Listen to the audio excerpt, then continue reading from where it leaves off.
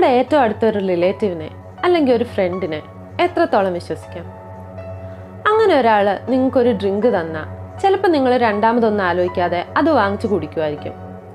പക്ഷേ ഇന്നത്തെ വീഡിയോ കണ്ടു കഴിഞ്ഞാൽ അങ്ങനെ കുടിക്കണോ വേണ്ടയോ എന്ന് നിങ്ങളൊന്ന് ആലോചിച്ചു പോകും.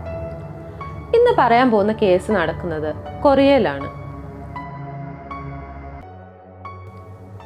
1986 ഒക്ടോബർ 31 ഹ്വാൻ എന്നൊരു സ്ത്രീ തൻ്റെ ഫ്രണ്ടിൻ്റെ കൂടെ സൗണയിലേക്ക് ചെന്നതായിരുന്നു.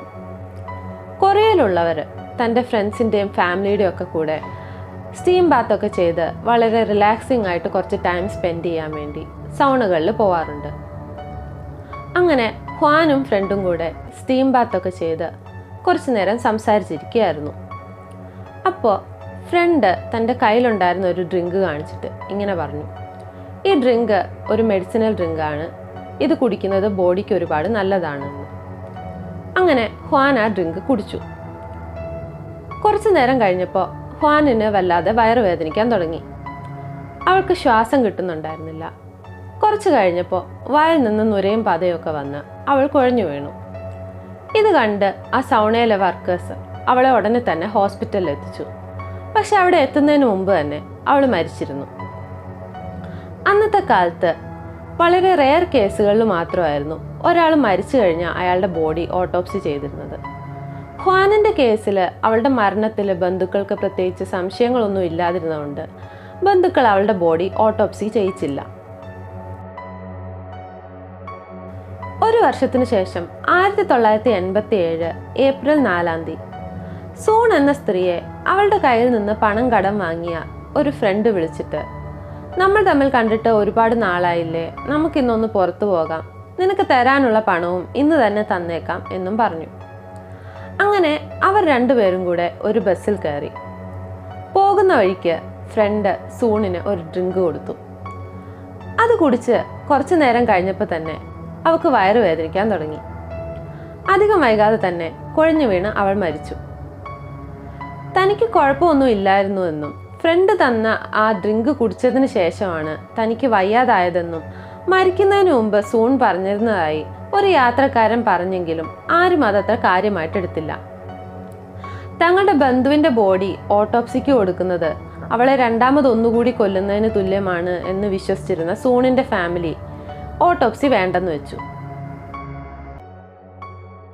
വീണ്ടും ഒരു വർഷത്തിന് ശേഷം 1988 ഒരു ഫെബ്രുവരി മാസം ഒരു സ്ത്രീയെ അവളുടെ കയ്യിൽ നിന്ന് പണം കടം വാങ്ങിയ ഒരു ഫ്രണ്ട് വിളിച്ചിട്ട്, നിനക്ക് തരാനുള്ള പണം ഇന്ന് തന്നെ തന്നേക്കാം, പക്ഷേ അതെനിക്ക് മറ്റൊരാളുടെ കയ്യിൽ നിന്ന് വാങ്ങിക്കാനുണ്ട്, നമുക്കിന്ന് ഒരുമിച്ച് പോയി അയാളുടെ കയ്യിൽ നിന്ന് അത് വാങ്ങിക്കാം എന്ന് പറഞ്ഞു. അങ്ങനെ അവർ രണ്ടുപേരും കൂടെ ഫ്രണ്ട് പറഞ്ഞ ആ സ്ഥലത്ത് പോയി ഒരുപാട് നേരം വെയിറ്റ് ചെയ്തിരുന്നു. പക്ഷേ ആരും വരാഞ്ഞതുകൊണ്ട് അവർ തിരിച്ചു പോകാൻ തീരുമാനിച്ചു. അങ്ങനെ അവർ ഒരു ടാക്സിയിൽ കയറി. പോകുന്ന വഴിക്ക് ഫ്രണ്ട് അവൾക്കൊരു ഡ്രിങ്ക് കൊടുത്തു. പക്ഷേ അതിൻ്റെ ടേസ്റ്റ് ഒട്ടും ഇഷ്ടപ്പെടാതിരുന്ന അവൾ വളരെ കുറച്ച് മാത്രമേ അത് കുടിച്ചുള്ളൂ. പക്ഷേ കുറച്ച് കഴിഞ്ഞപ്പോൾ വല്ലാതെ തല കറക്കം തോന്നിയ അവൾ എന്തോ സംശയം തോന്നി ടാക്സിയിൽ നിന്നിറങ്ങി ഇനി തനിയെ വീട്ടിലേക്ക് പോയിക്കൊള്ളാം എന്ന് പറഞ്ഞു പോയി. അടുത്ത കുറേ ദിവസത്തേക്ക് അവൾക്ക് പല ബുദ്ധിമുട്ടുകളും ഉണ്ടായിരുന്നെങ്കിലും അധികം വൈകാതെ അവൾ നോർമലായി. വാങ്ങിച്ച പണം തിരിച്ചു തരാതിരിക്കാൻ വേണ്ടി തനിക്ക് തന്ന ഡ്രിങ്കിൽ ഫ്രണ്ട് എന്തോ ചേർത്തിരുന്നതായി അവൾക്ക് തോന്നിയെങ്കിലും ഒരു ദിവസം ആ ഫ്രണ്ട് വീട്ടിലേക്ക് വന്ന് വാങ്ങിച്ച പണം മുഴുവൻ തിരിച്ചു കൊടുത്തതോടെ അവളുടെ സംശയങ്ങളെല്ലാം മാറി.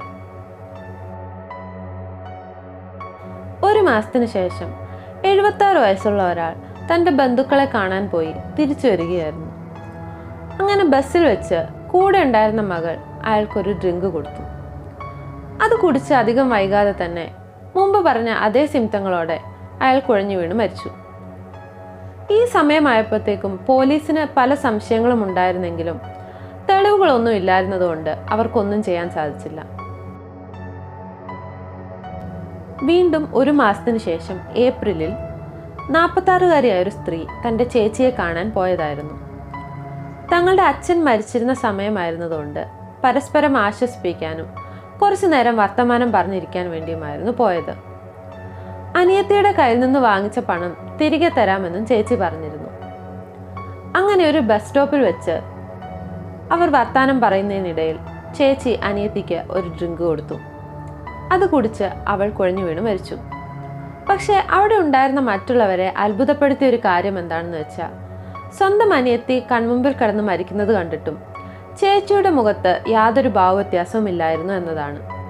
വളരെ കാമായിട്ടായിരുന്നു അവളെല്ലാം കണ്ടുകൊണ്ടിരുന്നത്. 4 മാസങ്ങൾക്ക് ശേഷം ഹോൺ എന്ന ഒരു സ്ത്രീ തൻ്റെ സിസ്റ്ററിൻലോ കുറച്ച് പണം കടം ചോദിച്ചത് കൊടുക്കാനായി ചെന്നതായിരുന്നു. ഒരു കഫേയിൽ വെച്ച് കോഫി കുടിക്കുന്നതിനിടയിൽ സിസ്റ്ററിൻലോ അവൾക്കൊരു ഡ്രിങ്ക് കൊടുത്തു. അത് കുടിച്ച് അവൾ മരിച്ചു. പക്ഷേ ഇപ്രാവശ്യം പോലീസ് അവളുടെ ഹസ്ബൻഡിനോട് പറഞ്ഞ് അവളുടെ ബോഡി ഓട്ടോപ്സി ചെയ്തു. അങ്ങനെ വിഷമകത്ത് ചെന്നാണ് അവൾ മരിച്ചത് എന്ന് മനസ്സിലായി. ഈ 5 കേസുകളിലും കോമൺ ആയ കാര്യങ്ങൾ എന്താണെന്ന് വെച്ചാൽ, 5 പേരും മരിച്ചത് ഒരേ രീതിയിലായിരുന്നു എന്നതും അവർ മരിക്കുന്ന സമയത്ത് കൂടെ ഒരു സ്ത്രീ ഉണ്ടായിരുന്നു എന്നതുമാണ്. പല വിറ്റ്നസ്സുകളും പറഞ്ഞതിനനുസരിച്ച് പോലീസ് ആ സ്ത്രീയെക്കുറിച്ച് അന്വേഷിക്കാൻ തുടങ്ങി. കിംസുൻജ തൻ്റെ ഭർത്താവിനോടും 2 മക്കളുടെയും കൂടെയായിരുന്നു അവൾ ജീവിച്ചിരുന്നത്. പുറമെ നിന്ന് നോക്കുമ്പോൾ വളരെ ഹാർഡ് വർക്കിംഗ് ആയ ഒരു സ്ത്രീയായി തോന്നുമെങ്കിലും ഗാംബ്ലിങ്ങിനോടുള്ള അവളുടെ താല്പര്യത്തെപ്പറ്റി അറിഞ്ഞിരുന്നത് വളരെ ചുരുക്കം ആളുകൾക്ക് മാത്രമായിരുന്നു. ഗാംബ്ലിങ്ങിന് വേണ്ടി അവൾക്ക് ഒരുപാട് പണം ആവശ്യമായിരുന്നു. അതുകൊണ്ട് തന്നെ അവൾ ഒരുപാട് ആളുകളുടെ കയ്യിൽ നിന്ന് പണം കടം വാങ്ങിച്ചു. പക്ഷെ അതൊന്നും തിരിച്ചു കൊടുക്കാൻ അവൾ തയ്യാറായിരുന്നില്ല. അതിനുവേണ്ടി അവൾ കണ്ടെത്തിയ ഏറ്റവും എളുപ്പമുള്ള മാർഗം അവരെ ഓരോരുത്തരെയായി കൊന്നുകളയുക എന്നതായിരുന്നു. പക്ഷെ അങ്ങനെ അവൾ കൊന്നവരിൽ അവളുടെ സ്വന്തം അച്ഛനും അനിയത്തിയും ഉണ്ടായിരുന്നു എന്നതാണ് ഏറ്റവും ഷോക്കിംഗ് ആയ ഒരു കാര്യം. അങ്ങനെ 1989 അതായത് അവളുടെ ഫസ്റ്റ് വിക്ടിം മരിച്ച് 3 വർഷങ്ങൾക്ക് ശേഷം പോലീസ് അവളുടെ വീട്ടിലെത്തി.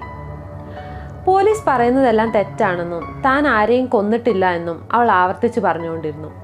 പക്ഷേ അവളുടെ വീട് സെർച്ച് ചെയ്തപ്പോൾ മരിച്ച 5 പേരുടെയും കയ്യിൽ നിന്ന് നഷ്ടമായ ജ്വല്ലറീസ് പോലീസ് അവിടെ കണ്ടുപിടിച്ചു. പക്ഷേ അവളെ കൊല്ലാൻ ഉപയോഗിച്ച പോയിസൺ മാത്രം അവർക്ക് കണ്ടുപിടിക്കാനായില്ല. അങ്ങനെ അവർ പോകാൻ തുടങ്ങിയപ്പോൾ കൂടെ ഉണ്ടായിരുന്ന ഫീമെയിൽ ഓഫീസർക്ക് ബാത്റൂം യൂസ് ചെയ്യേണ്ടി വന്നു. അവർ ബാത്റൂമിൽ കയറിയപ്പോൾ ഭിത്തിയിലുണ്ടായിരുന്ന ഒരു ക്രാക്ക് അവരുടെ ശ്രദ്ധയിൽപ്പെട്ടു. അവർ ഒന്നുകൂടെ സൂക്ഷിച്ചു നോക്കിയപ്പോൾ അതിൽ ഒളിപ്പിച്ചു വെച്ചിരുന്ന പോയിസണും അവർ കണ്ടുപിടിച്ചു. അവൾ അവർക്ക് കുടിക്കാൻ കൊടുത്ത ഡ്രിങ്കിന് വളരെ സ്ട്രോങ് ആയ ഒരു ചവർപ്പായിരുന്നു ഉണ്ടായിരുന്നത്. അതുകൊണ്ടാണ് അതിൽ ചേർത്തിരുന്ന പോയിസന്റെ ടേസ്റ്റ് ആർക്കും അറിയാൻ പറ്റാതെ പോയത്. അങ്ങനെ കൊറിയയിലെ ഫസ്റ്റ് ഫീമെയിൽ സീരിയൽ കില്ലറും കൊറിയ വധശിക്ഷയ്ക്ക് വിധിച്ച അവസാനത്തെ ആളുകളിൽ ഒരാളുമായി കിംസുൻജ.